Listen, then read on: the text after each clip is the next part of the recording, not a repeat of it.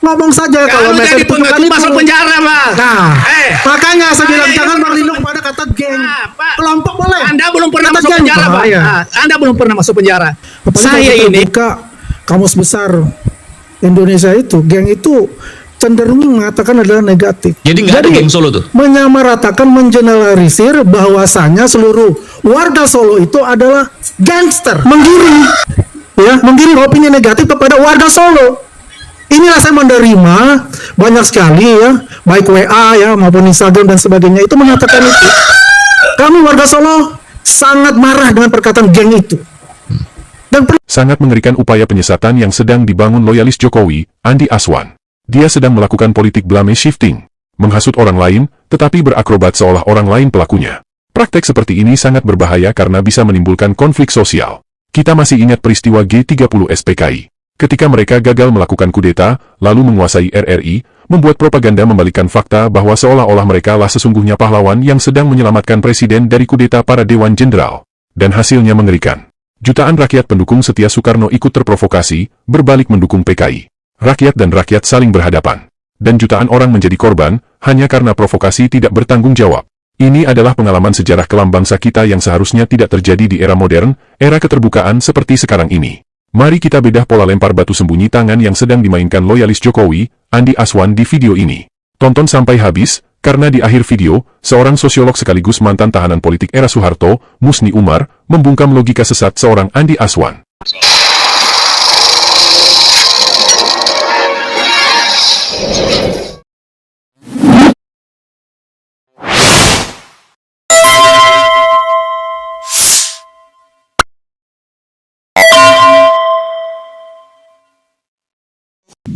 Andi Aswan mengatakan bahwa kata geng yang dipakai para haters Jokowi untuk menyebut Gang Solo adalah kata yang selalu berkonotasi negatif. Andi Aswan lalu membandingkannya dengan kata geng motor, geng para mafia bandar narkoboy seperti Pablo Escobar, geng Sisilia di Italia dan gangster yang berkonotasi negatif lainnya.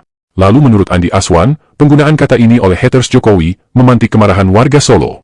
Sekarang pertanyaan yang harus dijawab adalah, benarkah kata geng selalu mengarah ke konotasi negatif? Kedua, benarkah penggunaan istilah geng Solo merujuk pada warga Solo? Dan yang ketiga, siapa sebenarnya yang menggiring opini?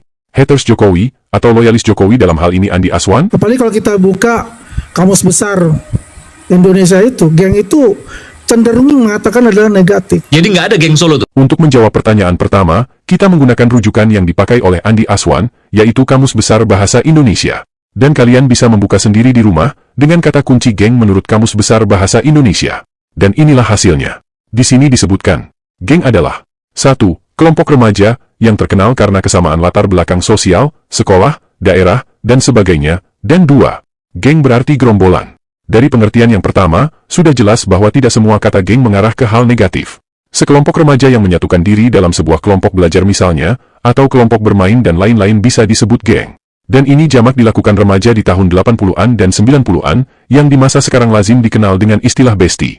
Bahkan istilah gerombolan sekalipun tidak selalu mengarah ke hal negatif. Jika kalian mencari pengertian kata gerombolan, kata ini bisa juga berarti kelompok atau kawanan, sekelompok kawanan burung misalnya, tentu saja bukan mengarah ke hal negatif.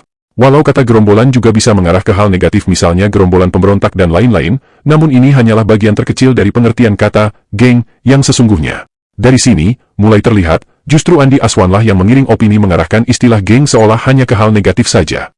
Lalu, apakah istilah geng Solo dapat diartikan merujuk ke warga Solo pada umumnya? Jika kalian sering menonton berita dan ulasan politik, kalian tentu sudah akrab dengan istilah kubu Cikeas, kubu Teku Umar, kelompok Cendana dan sekarang kubu Hambalang. Ya, Cikeas berarti merujuk ke SBY, Teku Umar untuk Megawati, Cendana untuk Soeharto dan Hambalang untuk Prabowo Subianto. Semua ini merujuk pada tempat tinggal para pemimpin dan mantan pemimpin negeri ini. Apakah ketika menyebut Prabowo dengan istilah kubu Hambalang lalu serta-merta merujuk pada seluruh warga yang ada di Hambalang? Tentu saja tidak. Kata ini hanya dipakai sebagai istilah untuk tidak menyebut nama sang pemimpin secara langsung. Lalu apakah ketika seseorang yang menyebut kubu Prabowo dengan istilah kubu Hambalang adalah para haters Prabowo? Faktanya, istilah ini juga dipakai banyak pengamat politik yang netral. Oleh karena itu, para loyalis Jokowi tidak perlu sensi dengan penggunaan istilah kubu Solo untuk menyebut Jokowi, karena penggunaan istilah ini sudah sangat lazim dipakai dalam perbincangan politik. Lalu dari mana istilah geng Solo muncul? Merujuk ke Wikipedia, Geng Solo merujuk kepada polisi dan perwira militer Indonesia yang aktif di kota Surakarta atau Solo selama masa jabatan wali kota Joko Widodo dari tahun 2005 sampai tahun 2012, yang dipromosikan ke posisi-posisi tinggi selama masa jabatan Presiden Joko Widodo. Jadi bisa dikatakan bahwa Geng Solo ini adalah kelompok orang-orang yang sudah berteman akrab sejak lama yang dimulai dari Solo, dengan Joko Widodo sebagai tokoh sentralnya. Istilah ini pertama kali dikenal pada tahun 2019, dicetuskan oleh Neta Espane, Ketua Indonesian Police Watch. ICW menggunakan istilah itu ketika menyoroti pengangkatan Nana Sujana jadi Kapolda Metro Jaya. Menurut ICW, Nana Sujana diangkat jadi Kapolda lebih kepada pertimbangan karena pertemanan ketimbang prestasi. Lalu siapa saja anggota Geng Solo versi Indonesian Police Watch? Pertama yang paling dikenal, tentu saja Listio Sigit Prabowo. Listio menjabat sebagai Kapolres Surakarta dari tahun 2011 hingga 2012. Tahun 2014, pada awal masa jabatan Presiden Joko Widodo, Listio menjadi ajudannya selama 2 tahun. Setelah itu, karirnya melejit dengan cepat, mulai dari Kapolda Banten, Kabid Profesi dan Pengamanan, hingga Kepala Badan Reserse Kriminal. Ia dilantik sebagai Kapolri pada bulan Desember 2021, menjadikannya Kapolri termuda sejak tahun 1996. Kedua, Nana Sujana. Nana Sujana menjabat sebagai Kapolres Surakarta pada tahun 2010. Sebutan Geng Solo awalnya mencuat karena ia diangkat menjadi Kapolda Metro Jaya pada tahun 2019. Namun, pada tahun 2020, ia dicopot dari jabatannya. Kapolri Idam Aziz menyatakan bahwa alasannya adalah karena kegagalan dalam mengendalikan massa saat kedatangan Rizik Syihab di Indonesia sesuai dengan protokol COVID-19. Namun, para analis berpendapat bahwa pencopotan tersebut lebih mungkin karena upaya Idam dalam mempromosikan gengnya sendiri. Setelah pensiun, Nana diangkat sebagai penjabat Gubernur Jawa Tengah. Pengangkatan pensiunan polisi sebagai pejabat gubernur menuai kontroversi, karena biasanya abatan ini dijabat oleh birokrat dari unsur Kementerian Dalam Negeri, namun banyak yang menduga, penempatan Nana sebagai penjabat gubernur tidak lain adalah bagian dari strategi Jokowi memenangkan Prabowo Gibran di kandang banteng. Video Nana Sujana sempat viral di tahun 2024, ketika tertangkap kamera menolak berjabat tangan dengan Andika Perkasa, calon wakil presiden yang diusung Partai PDI Perjuangan. Ketiga, Lutfi Lubihanto. Lutfi menjabat 2 kali sebagai Kapolres Surakarta, pertama pada awal tahun 2005 dan kedua dari tahun 2006 hingga 2008. Seperti rekan-rekannya di Geng Solo, ia dengan cepat dipromosikan setelah masa jabatan Presiden Joko Widodo dengan menduduki jabatan Wakil Kepala Badan Intelijen dan Keamanan pada tahun 2015.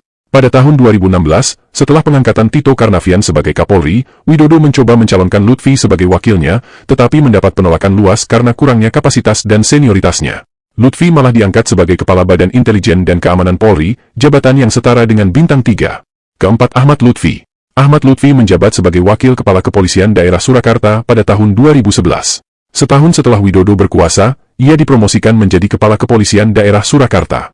Ia menjadi Kepala Kepolisian Daerah Jawa Tengah pada tahun 2020 dan menjadi perwira polisi pertama di luar Akademi Kepolisian yang menduduki jabatan tersebut. Setelah masa jabatan kedua Joko Widodo berakhir, Lutfi berhasil maju dalam pemilihan umum Gubernur Jawa Tengah 2024. Selama kampanye, Joko Widodo aktif berkampanye untuk Lutfi. Bukan hanya perwira polisi, ICW juga menyebut beberapa perwira TNI termasuk dalam Geng Solo di antaranya. Panglima TNI Agus Subianto.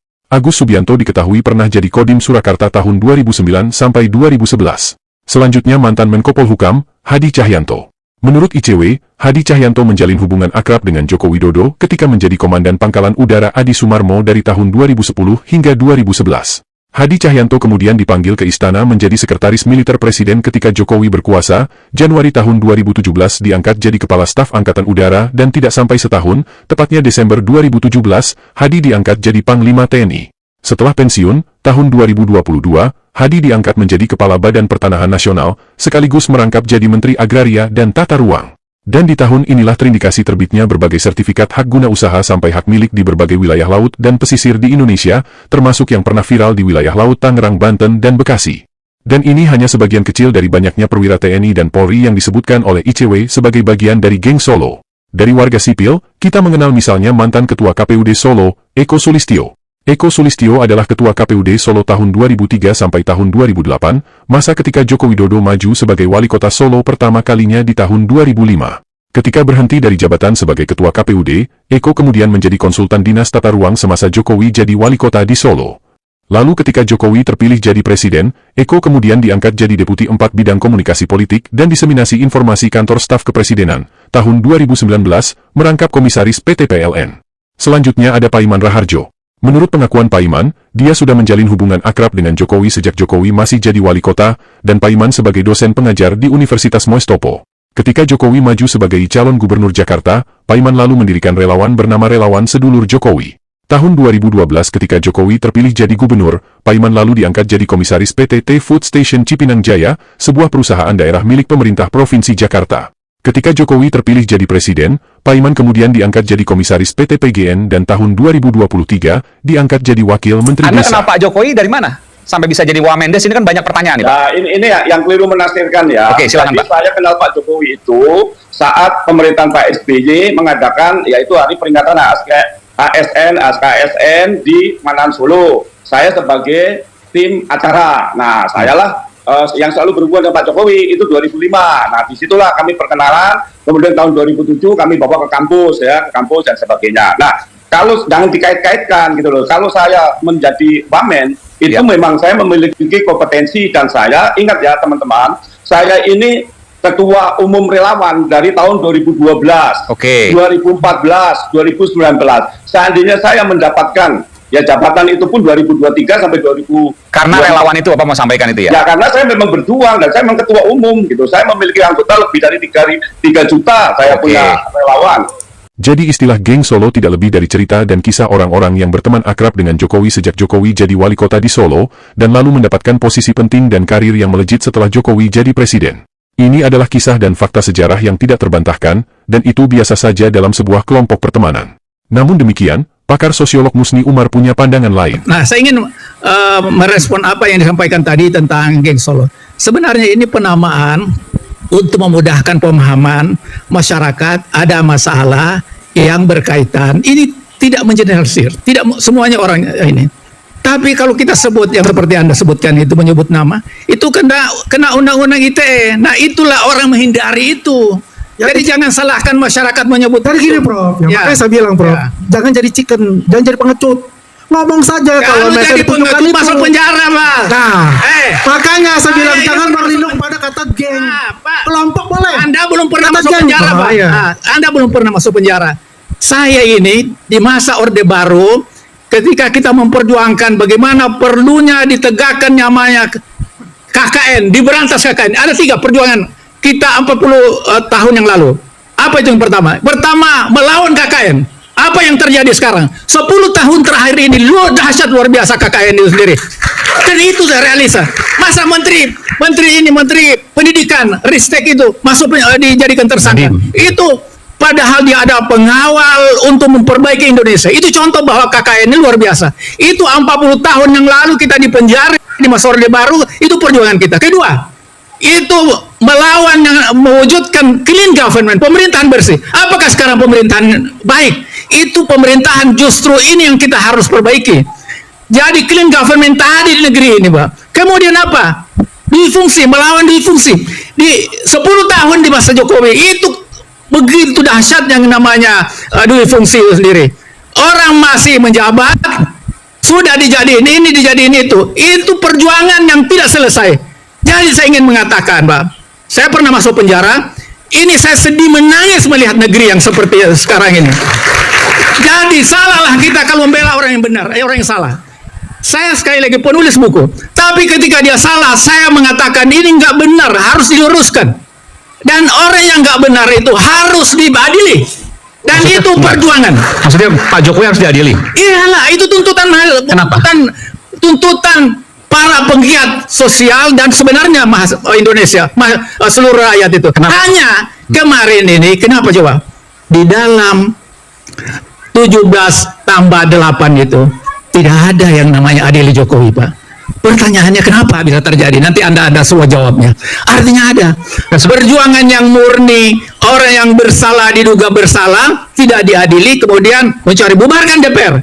Saya dengan ini Pak Saya dulu sih. saya dulu sih pernah di DPR walaupun Dalma. Iya. Kita melihat betapa DPR gitu, kalau pimpinan partai itu mengarahkan harus begini, harus begitu, kita lakukan. Saya tiap hari menerima demonstran itu karena Golkar pada saya. Dan inilah yang patut menjadi perenungan kita bersama.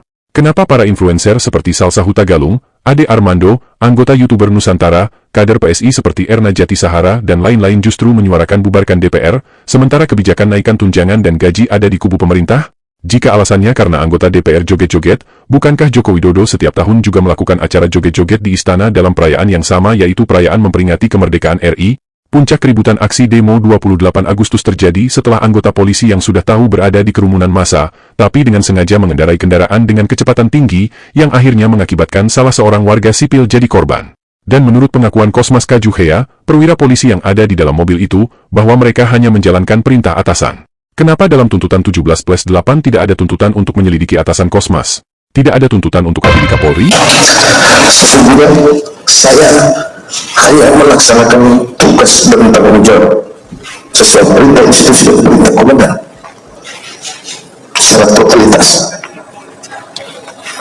untuk menjaga keamanan dan ketertiban umum juga keselamatan seluruh anggota yang saya hoki.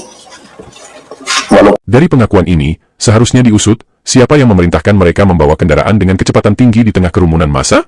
Karena peristiwa kematian Afan Kurniawan ini, kemudian menjadi titik balik aksi demonstrasi, setelah sebelumnya, demo pertama di tanggal 25 gagal total. Ada banyak kejanggalan dalam tuntutan 17+8 yang akan kami bahas dalam video selanjutnya, termasuk kejanggalan seorang influencer dari Denmark, Salsa Hutagalung yang banyak dipuji publik, hanya karena kepiawaiannya berkata-kata tanpa melihat kejanggalan dalam setiap kalimat yang dia ucapkan. Oleh karena itu, like dan subscribe bagi yang belum subscribe video ini jika kalian suka, dan kami akan terus hadirkan video pembanding yang akan memperkaya perbendaharaan informasi kalian.